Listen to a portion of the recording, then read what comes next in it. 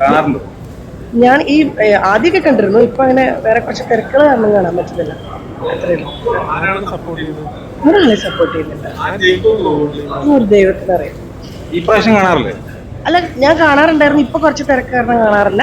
പക്ഷെ ഈ ഇതൊക്കെ ചെറിയ ചെറിയ ഇതൊക്കെ വരാറില്ലേ ഇൻസ്റ്റാഗ്രാമിൽ, അതൊക്കെ കാണുന്നുണ്ട്. സപ്പോർട്ട് കൊടുക്കുന്ന ആൾക്കാർ, ഇഷ്ടമുള്ള ആൾക്കാർ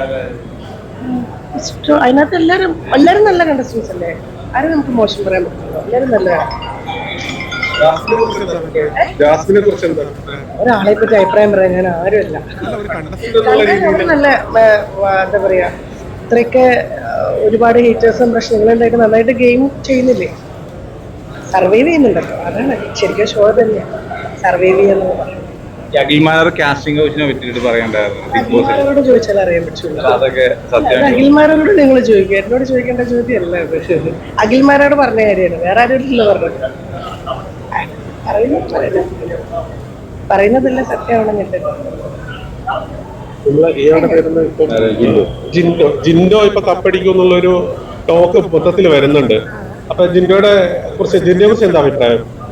ജിൻഡോ നന്നായിട്ട് പ്ലേ ചെയ്യുന്നുണ്ട്. എന്താ പറയുക, ഇത് അവസാനം വരുമ്പോഴേ നമുക്ക് അറിയാൻ പറ്റുള്ളൂ. ബിഗ് ബോസ് അങ്ങനെ തന്നെയുള്ള ഒരു ഷോയാണ്. അപ്പോൾ അതിനെ പറ്റിയിട്ട് ജിൻഡോയോ ജാസ്മിനോ അവര് കുറെ പേരുണ്ടല്ലോ, അർജുൻ, നല്ല കുറെ ഗെയിമേഴ്സ് ഉണ്ട് അതിനകത്ത്. അതിലായിരുന്നു ഒരാൾ എന്തായാലും ലാസ്റ്റ് 5 പേരിലായിരുന്നു ഒരാളെ വിൻ ചെയ്യും. ചെയ്യുന്നതൊക്കെ ശരിക്കും അത് അവര് കൺസിഡർ ചെയ്യോ? അതിനുണ്ട്, അതെനിക്കറിയാം.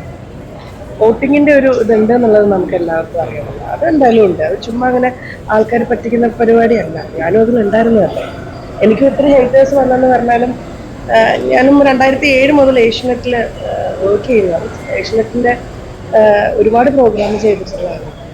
അപ്പം അതുകൊണ്ട് അതങ്ങനെ ഒരു കള്ളത്തരം എന്നൊരു സാധനം ഫീൽ ചെയ്തിട്ടില്ല. ഞാനകത്ത് ഉള്ളത് കൊണ്ട്.